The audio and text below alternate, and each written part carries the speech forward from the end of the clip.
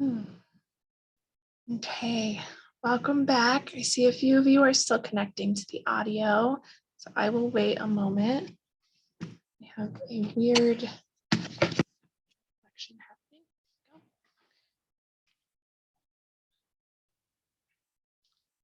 Okay, so welcome to our next session of Let's Grieve. We are joined by Claudia Gukeisen, who will be leading us through a lecture on Ayurvedic nutritional support for grief. Claudia is a NAMA certified Ayurvedic Health Counselor, a 500-hour Kripalu Ayurvedic yoga teacher, and yoga Nidra teacher. If you were here last evening, she led us in a beautiful buttery yoga Nidra practice. And she is also a certified mindful grieving facilitator through the Center for Somatic Grief and working with the Grief Support Network.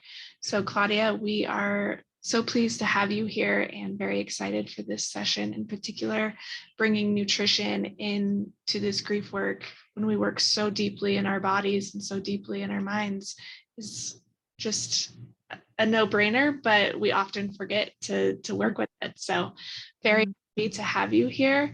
A couple housekeeping items, just again, the chat function is here for us to use, and we will likely be using it throughout this presentation. Please treat this place respectfully, treat your peers respectfully.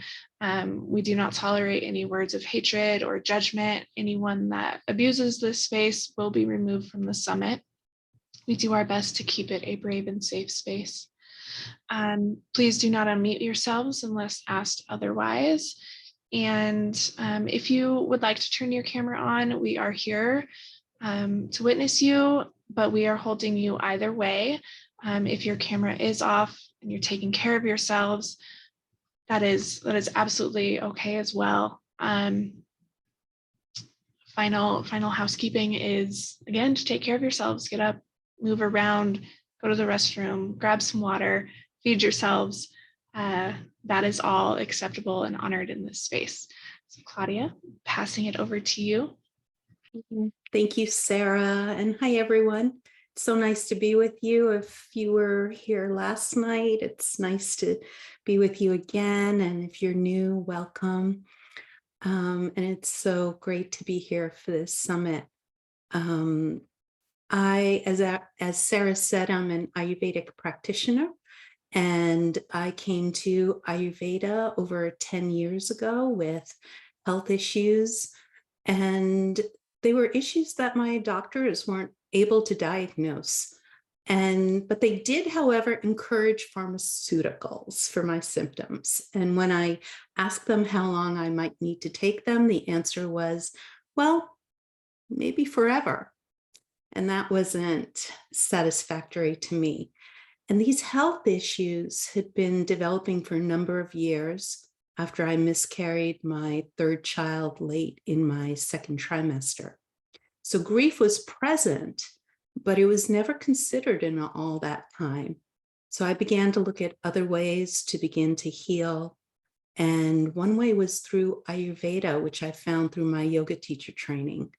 And it brought so much ease that I now have a practice in Rhinebeck, New York, and online, which combines Ayurveda, yoga, and grief support with my clients.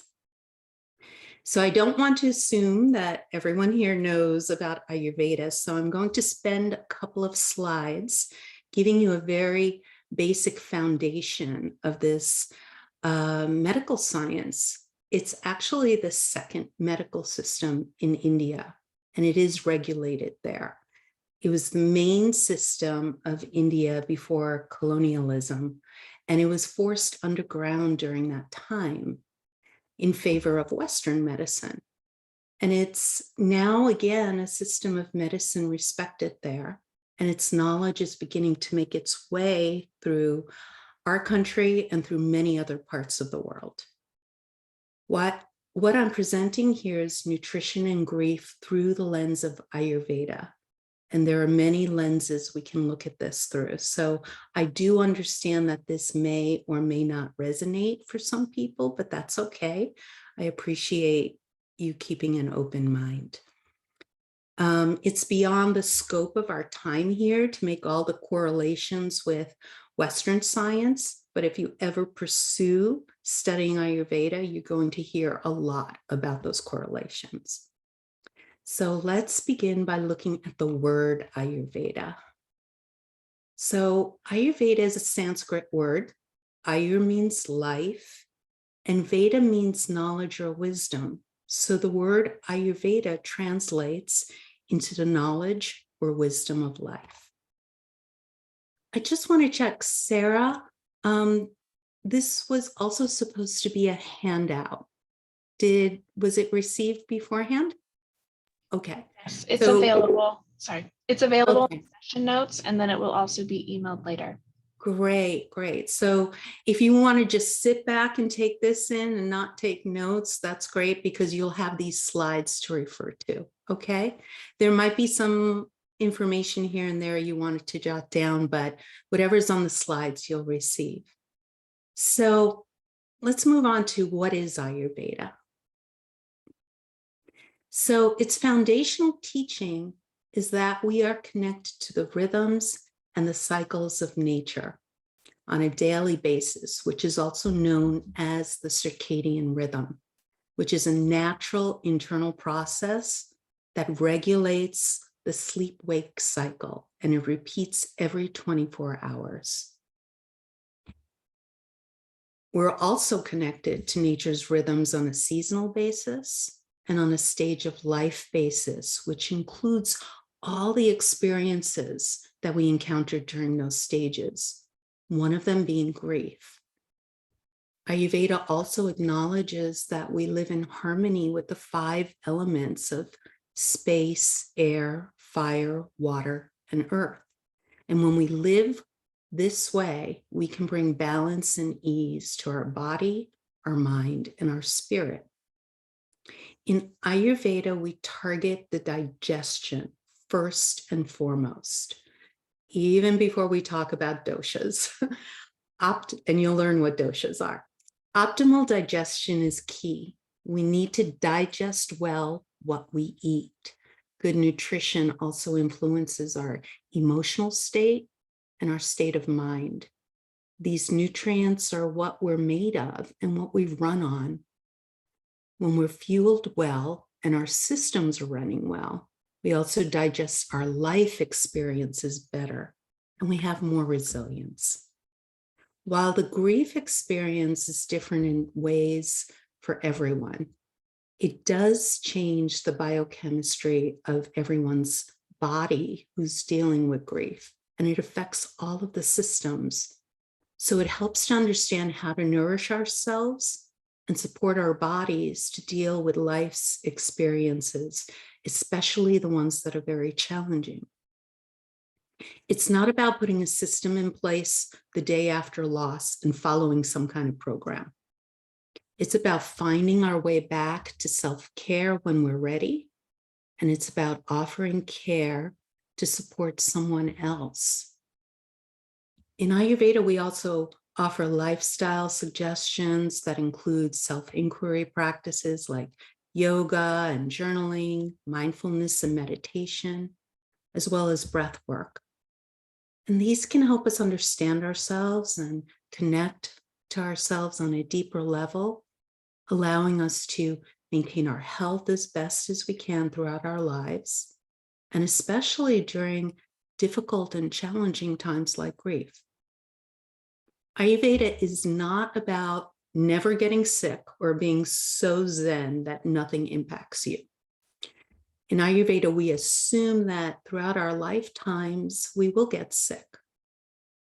We assume that there'll be challenging times like grief and loss.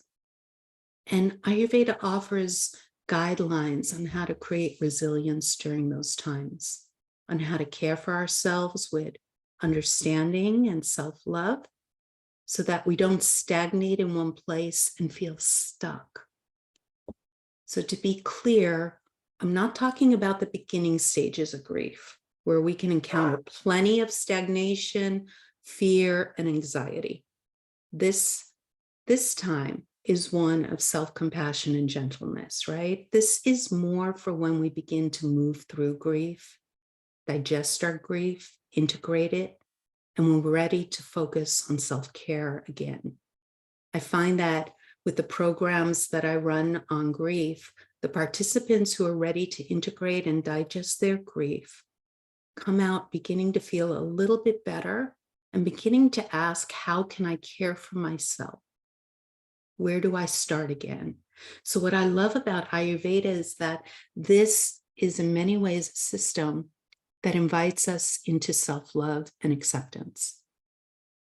It encourages us to notice what's happening with both love and compassion for ourselves. And if we're practitioners, it asks us to do that for our clients. And it asks that we keep judgment out of the way. You can move to the next slide, Sarah.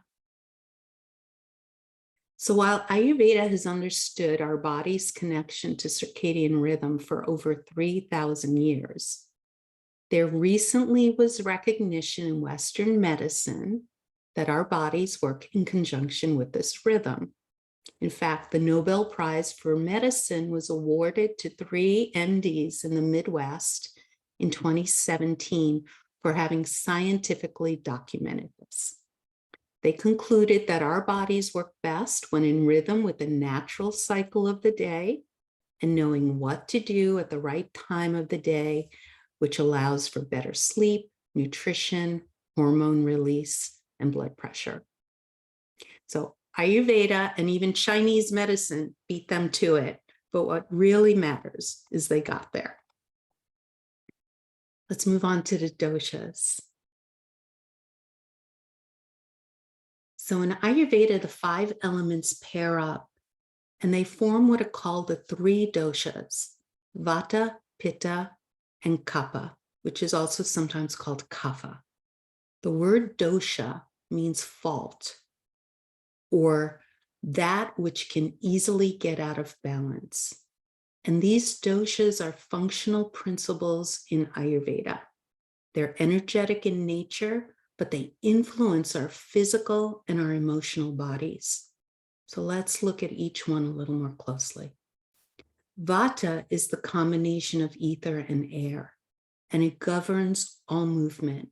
If you think of movement inside your body, this includes everything from your digestion to your elimination to your circulation.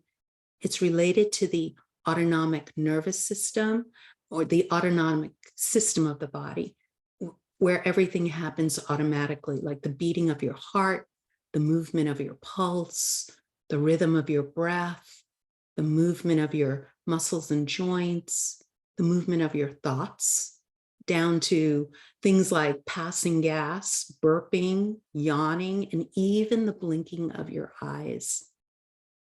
Just as Vata governs air moving through space, it governs the regular movement of all systems of our bodies. So not surprisingly, it's called the king of the doshas because nothing happens without Vata. When things move easily and smoothly, we function at our best. And we're clear, we're curious, we're creative, we can see where we're going, we feel lighter, we're not easily weighed down by our emotions, and we can weather change in our life, like grief, and find motivation to step forward. In nature, the wind moving through space is related to Vata. Pitta dosha is a combination of fire and a little bit of water so that the fire doesn't dry itself out. And it governs all transformation. That includes our metabolic fire, our metabolism. Every cell in our body is fed by nutrition. We take it in, we eat it, we digest the specific nutrition needed. And depending on if that nutrition is healthy or not, our cells can change. They can become stronger or weaker, or they may grow or they may die. Pitta promotes the digestion of both nutrients and our experiences.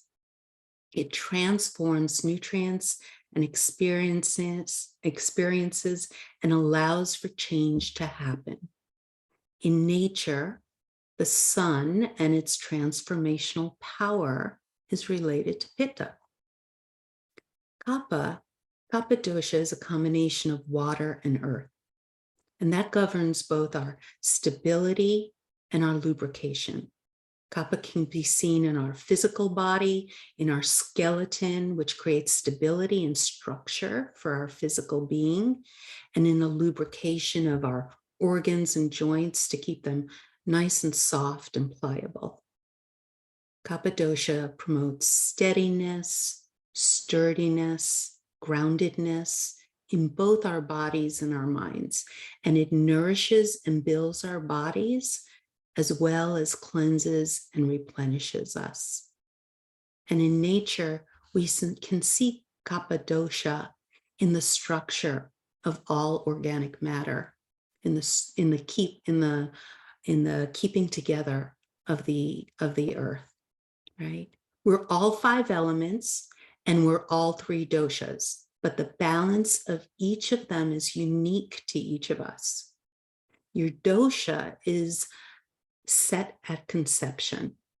It's influenced by your parents and their health at the time of your conception. And their dosha was influenced by their parents, your grandparents, and so on down the ancestral line. So your dosha is not your fault. However, it is for you to be aware of it and to manage it so that life with all of its challenges unfolds with more ease than not. While each of our doshic makeup is different, what we do all have in common is that each of us is susceptible to getting out of balance. We try to understand our doshas so we can manage them, because if we manage them, we can create resilience and strength. If one of these doshas is increased or decreased more than it needs to be, for our individual constitutions, they affect the other doshas. And this creates imbalances when left unattended and can lead to things like disease. So if we think in terms of grief, okay, Vata dosha governs all movement. So if we're not moving grief through the body, our Vata is negatively affected. And if we're not integrating grief and our emotions and digesting them, our Pitta is affected. And when Pitta dosha is affected, remember, it oversees our metabolic fire. And if all of our physical resources are being sent to our extremities in order to be on alert, in order to wait for the next thing to happen or the next shoe to drop, it affects what's called in Ayurveda our Agni, which is our digestive fire. And your Agni, your digestive fire, is like the pilot light on the stove. When you get up in the morning after sleeping for hopefully 7 to 8 hours, that pilot light is really low, right? And it needs to be stoked so you can metabolize food and experience as well throughout the day. And we stoke it with food. We stoke it with nutrition. But nutrition needs our physical resources in order to process them well, right? When we're grieving and our physical resources are all shunted outwards and we're on alert, it compromises our digestive system. And now Kapha dosha is affected because nutrients are not being processed efficiently, and the stability and groundedness of the earth element increases, creating more stagnation and heaviness in our bodies, which affects our emotions, which affects our minds. And these doshas have qualities associated with them. So Sarah, you can move on to the next slide.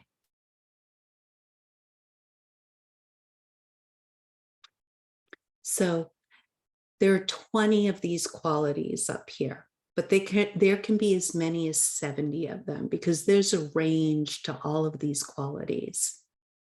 And these qualities are the tools that we actually use in Ayurveda to really understand what's going on with someone. This is really where the art of Ayurvedic consultations comes in, and it's how we create balance.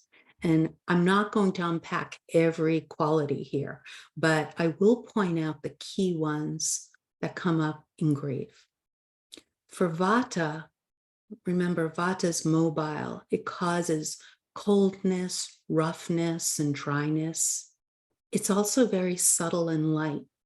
So sometimes we can't focus when we're grieving, right? We're moving along in that very surreal place. So these qualities are heightened and they create more unsteadiness, leaving us feeling untethered, right? And this is backed by studies of the brain in both Ayurveda and Western science. Pitta dosha has the qualities of being hot and sharp and spreading. And we need the right balance of these qualities for our digestive system to break down food and simplify it so we can digest and utilize nutrients. The transformational power of Pitta transfers over into its role in digesting experiences like grief and transforming it and integrating it. When these qualities are increased, we don't have time to digest our nutrients or our experiences well. It can make our agni, our metabolism, work too fast, and we lose the nourishing factor of our food. Or these qualities can actually be very low, and that in turn turns on and affects kapha dosha. Right? Kapha dosha has the qualities of being cold, heavy, slow. It's sticky. It causes things to stagnate. It stagnates in the body and it can make us feel like we can't move forward in our bodies, right? And we can even feel stagnated in our emotions and in our mind. And kapha dosha can slow down the agni, the metabolism, to the point that food stays too long in our bodies. It sits too long in the stomach, creating lethargy. So the golden rule in Ayurveda, which is the next slide, Sarah. Thanks. So the doshas are susceptible to imbalance when these qualities that we just looked at increase or decrease, and they affect what the right balance is for our individual constitution. In Ayurveda, the golden rule is like increases like and opposites balance. So if there's too much cold affecting an individual, we apply the quality of hot. And you do this instinctually, right? On a cool day, you put on a sweater. On a cold day, you eat hot soup, right? When your skin is dry, you lubricate or you moisturize it. And in Ayurveda, we believe that this knowledge is already inside of you. And you just need guidance in remembering what you already know. And in grief, it can be so hard to access this remembering because of the changes in our brain, in our biochemistry. So the right time to explore this deep remembering is always when you're ready. So let's look at Ayurveda and grief. Next slide, thanks. So when we focus on Ayurveda and grief, we know that it compromises our digestion. It affects our energy levels and hormone production, hormone secretions. It affects our levels of melatonin so that sleep is difficult or disrupted. We often lose track of time when we're grieving, so sleep comes at various times. So our biochemistry is affected to the point where we're out of step with the circadian rhythm. And when that happens, in Ayurveda, we find a way to simplify everything. We simplify everything. We simplify what we eat, choosing simple, easy to digest foods, which help keep our Agni, our digestive fire, strong and in rhythm with the day. We create a simple schedule in which we move in simple ways, like walking and yoga work well here. We move the grief without exhausting ourselves, right? Exhausting ourselves with a busy schedule or with over-exercising numbs us and keeps us from feeling our grief. We also make time for rest, and we evaluate how we engage with the world around us. It may be a time that boundaries with outside stimulation and other people are very important. So the 3 pillars in health in Ayurveda. Next slide. Which we can apply to any imbalance or disease that comes up, whether it's during grief or other challenging times, are digestion and nourishment, sleep, and how we recover through the management of our energy. Simplifying enough so you can hear your own wisdom and what you need to care for yourself is always the goal. You may be thinking, I've got too much to do and I can't simplify all these things, right? Then simplify what you can, one thing at a time with self-love and compassion. That's the way we work here. So let's look a little bit closer at grief, grief and Agni. That's the next slide, Sarah. So let's look at Agni, our digestive fire. And why should we care about it in terms of grief, right? So when we eat, it stokes our digestion, right? It stokes the fire of our digestion, which is regulated by Pitta. And it affects the way every system in the body works. And in turn, it affects the state of our emotional being and our mind. We're meant to digest our food as well as our experiences. And what is not digested well stagnates in the body. And that stagnation is influenced by Kapha and affects the natural movement of Vata. We feel it in our energy levels, our emotions. It affects the way we think.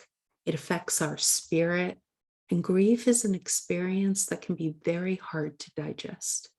It takes as long as it takes until we're able to digest it through naming it, sharing it, moving it. And if we don't, this stagnation can promote what's called ama. And ama clogs the energetic and the physical channels of our body.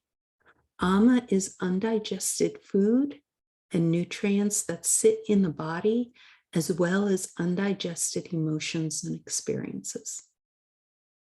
And one of the easiest ways to notice if you have ama is to see if you have a white coating on your tongue the first thing in the morning before you eat or drink anything and before you brush your teeth.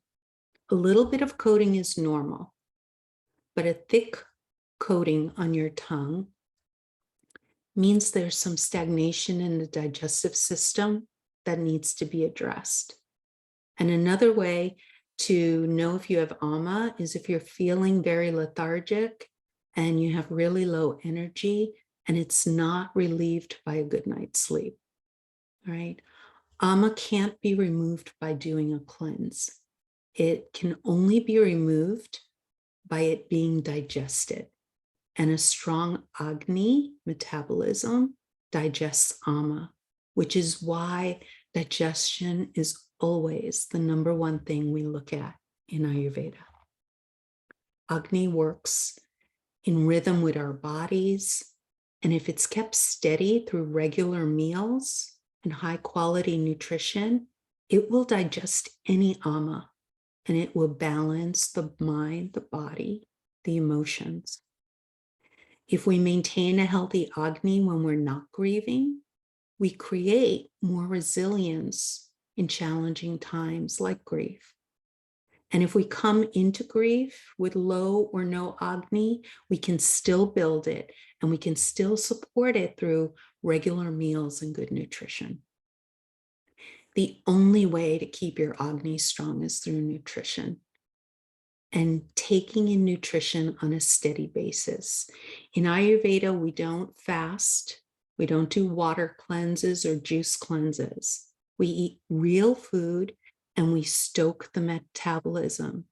And that fire needs something to work on, like food, especially in the daytime when we need energy. During the night, our bodies are naturally cleansing and we don't need the same energy when sleeping. So that's our period of fasting during the day.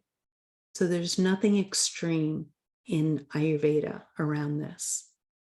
So let's look at the 3 pillars of health, one at a time. So supporting our digestion. Actually, Sarah, you moved backwards. Yeah, supporting digestion. Thank you. So what are some simple practices to support our Agni, right? First and foremost, if you do nothing else, choose to eat light, warm, nutritionally dense, cooked foods, underline cooked, all right?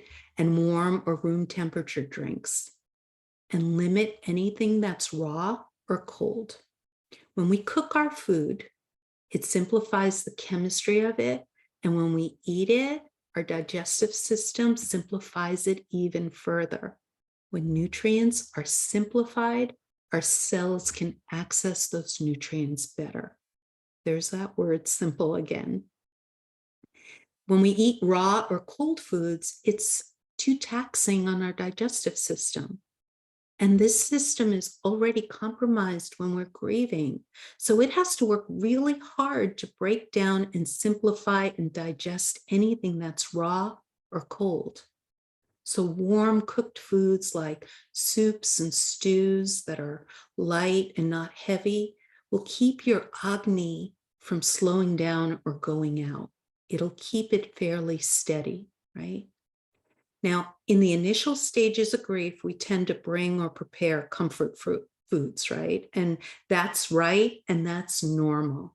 And it's very comforting. So these are not suggestions or rules to do the minute that loss occurs, right?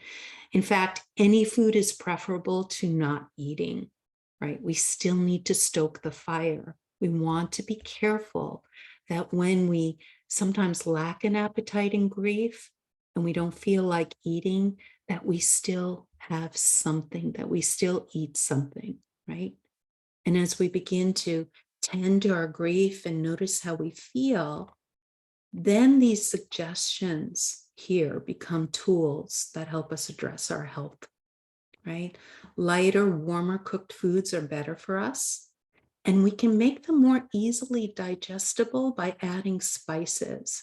And there's a whole list here like celery seed, cardamom, cinnamon, clove, coriander, cumin, fennel, ginger, lemon, a little bit of lemon or lime on your food, black pepper, turmeric.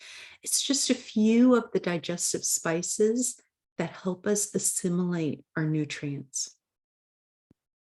Eat whole foods that are prepared fresh when possible. I know it's hard or even impossible sometimes to cook for yourself in grief. You may have to rely on someone else to cook, or you may actually be someone preparing food for someone who's grieving, right? So while freshly prepared foods give you the highest quality to feed your body, mind, and spirit, don't let it deter you from eating well, even if you have to buy it prepared, okay? There are healthy foods, soups, and stews that you can buy, and there's no shame in doing that. Again, it's more important that you eat something, right? Staying hydrated during the day is important because water helps move everything through our system. And we want to move nutrients, we want to lubricate the cells. And as water moves through the body and is eliminated, it allows vata to move easily and to move freely. And the next one is super important. maintaining a regular routine regarding your meals and even regarding your schedule. So when Vata is high, it's irregular. It's all over the place. It has no sense of routine, right? And our bodies love routines. They thrive on it. They need to know when they're going to be fed, rested, moved, even cleaned. And when we deny these things, it can create a stress response, which in turn will stress our mind. So eating at regular times or feeding someone you're caring for in their grief at regular times creates a sense of calm. Eating in a calm environment, preferably without television or too much stimulation. If you're eating with people, try to be with people who are supportive, right? Or just eat quietly together and not feel you need to talk about anything during the meal. And then resting for 10 minutes after a meal, just by leaning on your left side, is so helpful for digestion. And the other thing that supports our digestion is simple movement. Simple again, like daily walks outside, and also using nature as a way to nourish our senses. Yoga is a beautiful option, but getting outside and allowing the rhythm of the day to affect you is very important because your body works in conjunction with that rhythm. So use nature as an ally to support you, right? It's outside your door, it's free, it's always welcoming you. Let's move on to the next pillar, sleep. So the second pillar of Ayurveda, the second pillar of health, is sleep. And this is compromised during grief.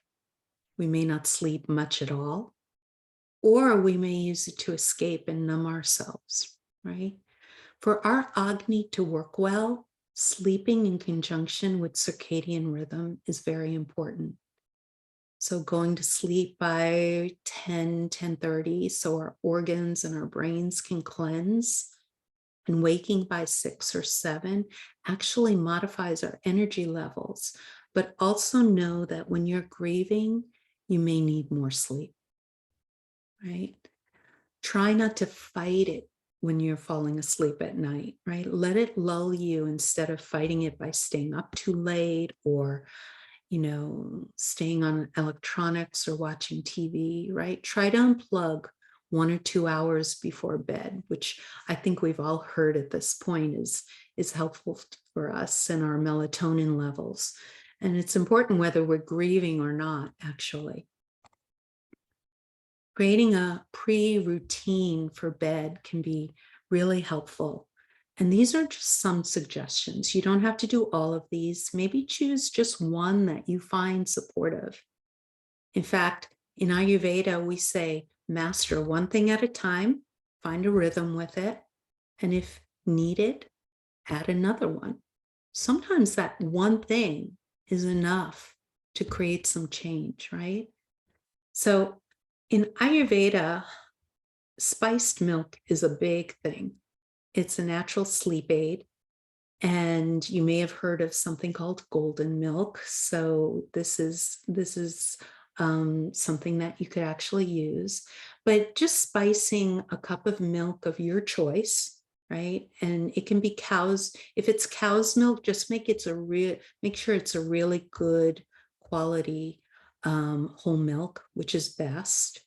But you can use any milk of your choice and just add a pinch of cardamom, a pinch of cinnamon, and a pinch of nutmeg. Okay, pinch of cardamom, cinnamon, nutmeg, and just gently simmer it for 5 minutes. The heat will activate the spices, and then drink it an hour and a half before bed. And the thing about nutmeg is that it kicks in 3 hours after you ingest it. So while the milk and the cardamom and the cinnamon will put you to sleep, the nutmeg kicks in 3 hours later to keep you asleep. So you're kind of, setting yourself up for a longer restful sleep. And you can find so many of these spiced milk recipes, okay? It doesn't need to be complicated. I make it the way I just shared with you. And sometimes I add a couple of strands of saffron, and it makes it so soothing and comforting. Or maybe you prefer a bath or a warm bath or an oil massage. You can even offer yourself or someone who's grieving an oil massage on their feet before bed. Just a little oil massaged in and then some warm socks, so the oil can penetrate with the heat, can be very grounding for sleep. Some gentle or restorative yoga, guided meditation like Yoga Nidra, which we did yesterday, can be so helpful, as well as some gentle rhythmic breathing. And a weighted blanket can be really helpful during this time because it creates groundedness needed for sleep. It keeps vata calm, right? Even though grief can feel too grounding for some people, when anxiety or fear arise, a weighted blanket can be helpful in creating like a cocoon that feels so protective. And now let's look at the third pillar. Energy and ojas. So one more new word for you to learn. So digesting well and sleeping enough restores our energy, right? Grief depletes our energy. So energy management is our third pillar of health.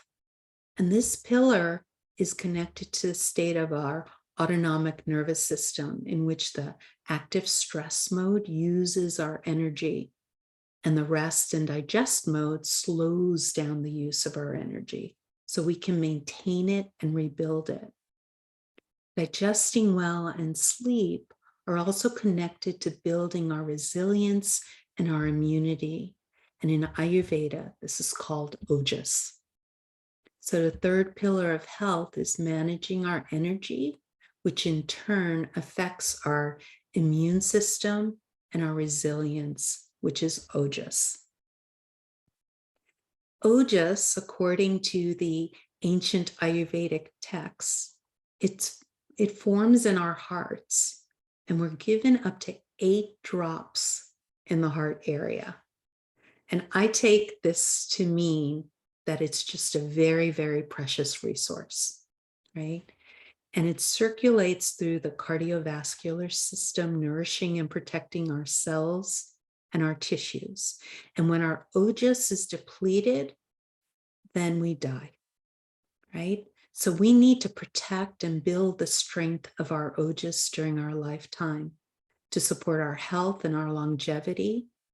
And the best way to support it comes first and foremost from good quality, easy to digest nourishment, and by maintaining the strength of our Agni, our metabolism. And as we encounter challenging experiences like grief, our ojas get stressed and depleted. So maintaining it is very important. If your digestion is strong, you can focus on ojas building foods, which are found in a really good organic whole foods diet, right? So things like sweet potatoes, cooked leafy greens, a rainbow of cooked vegetables. If you eat meat, good quality animal protein, and even the spiced milk that we just talked about will strengthen your ojas. And just know that you need an Agni to digest any food, even healthy foods like these. And if your digestive fire is not that strong, it can be hard even to digest these healthy foods, right? And one of the ways to make them more digestible, if they're hard for you, is to use herbs and spices. And there are some that are digestible and also have an affinity to the heart, which is where ojas is located, right? So some of those are cinnamon, coriander, which is also fresh cilantro, nutmeg, rose petals, and holy basil, which in Ayurveda is called tulsi. And you can take these as a tea.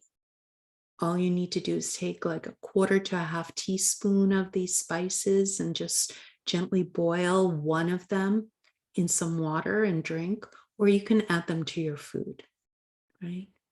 Again, here, to keep ojas strong, we manage our energy by maintaining a daily routine, knowing the best time to move, when the best time to rest is, 3 meals a day that the body can expect on a regular basis is key to good ojas. And then again, keeping good company, being in the company of supportive people also strengthens ojas. And we're also back again to connecting to nature, right? To those 5 elements that you are so naturally connected to, and letting ojas heal your grief. And cultivating joy. I often say that we begin to integrate our grief. As we begin to integrate our grief, joy comes organically, right? Sometimes we fight it, and when grieving, we don't allow ourselves to experience it, which is normal in grief. But we don't need to work at finding it, right? Integration allows for space. And when there's space, joy will find its opportunity to come in when you're ready, right? You can go to the next slide, Sarah. So these, are we already, I had one more, yeah. Okay, so these 3 pillars of health, whether we're caring for ourselves in grief or caring for someone who's grieving, these are all aspects to consider. Sometimes we wonder why we or someone we know may be stuck, especially if we're trying to do all the work to integrate our grief, or they're doing the work to do that. Sometimes we wonder why they may not be improving or moving forward. And these are important aspects to consider, right? Nourishment, sleep, and energy management. So we can see where we can help with and what else we can offer. So this was a very simplified way of looking at grief through the lens of Ayurveda. What I love about Ayurveda is that even though in India it's a medical science, it incorporates self-love and acceptance of what our doshas are and how they show up in our individual bodies, self-love and acceptance of what we experience through our lifetime, and the beautiful, simple tools for creating some ease and balance, which supports our digestion and supports our integration. There's no intense program here, right? It's just maybe a warm, cooked, nourishing meal on a regular basis that can be so impactful, right? And if simple doesn't help, then you at least have a baseline to know where you need additional practices and maybe additional treatments, right? So this is just a glimpse into Ayurveda. It can get really scientific, you know. It can go into all sorts of details of herbs and medicines and formulations. But I always say when it comes to the unfolding of grief that I find that this part of it, the simplicity of what I've outlined here, a beautiful guide to self-care and regaining your footing back in the world. Okay. I had a slide with my information. I'd love to hear from you. Sarah, I don't know if you can put it up or if you'll just I just tossed it in the chat. Yeah, that's okay. Thanks. So please feel free as you digest, no pun intended, digest this information. If you have questions, just reach out, email me, send me any comments or questions, because I know we're at time, and I'm so happy for you to just get in touch. I would love to connect. Okay. And Claudia, you You can keep going if you want to take any questions in the chat for 5-10 minutes. That's Okay. totally fine. We have the space this afternoon. Okay. Let me get the chat up. We've only gotten one question so far. Okay. So like everyone, if you'd like to throw your questions in or insights, phrases, words that have come up for you. We have a question around doshas, body health, and having rare diseases. Yeah. So what we do then in Ayurveda is we look at the diseases and we look at the qualities that come up in those diseases. So things like hot, cold, spreading, those qualities we talked about actually become the tools that we would look at, and we would create, we would learn where we can create more balance and find more supportive, more support for you. So there are ways to support you through Ayurveda is what I should really be saying. Thank you. On the basis of warm food, what if someone really drinks an abundance of water when it's cold outside? Does that counteract? Yeah, it does. Because think about what you're doing with cold water, cold drinks, drinks with ice in it. Cold constricts, right? So when you are trying to move things through the body, you want things open and free and easy to move through. So the reason we suggest room temperature or warm is because it opens things up and things move more easily. Whereas cold, whether it's drinks, or cold smoothies, which can be heavy and cold, that can, or cold foods in general, that can constrict your digestive system, and things don't work as optimally as you might like. Yeah.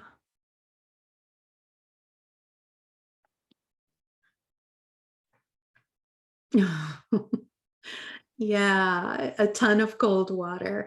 Yeah, you can put it out on the counter, let it come down to room temperature and drink it that way. I know that sometimes it feels really refreshing, especially on a hot day.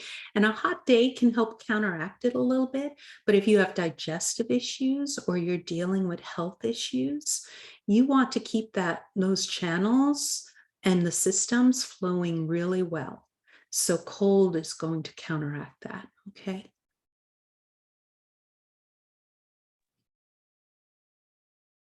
All right. Thank you, Claudia.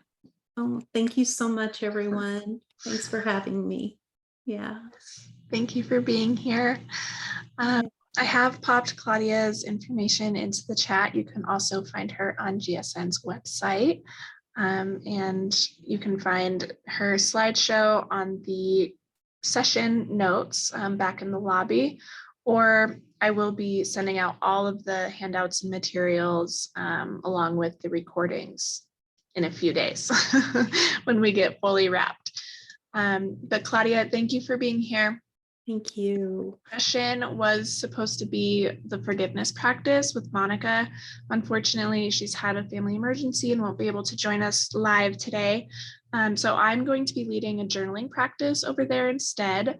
Feel free to join us if you can. And you will still be receiving the forgiveness practice as a video as soon as Monica is able to get to that. It is definitely something we want you to have, and a great tool to have in your toolkit. So you will still get it, don't worry. But yeah, if you'd like to come journal with me, join me in that session.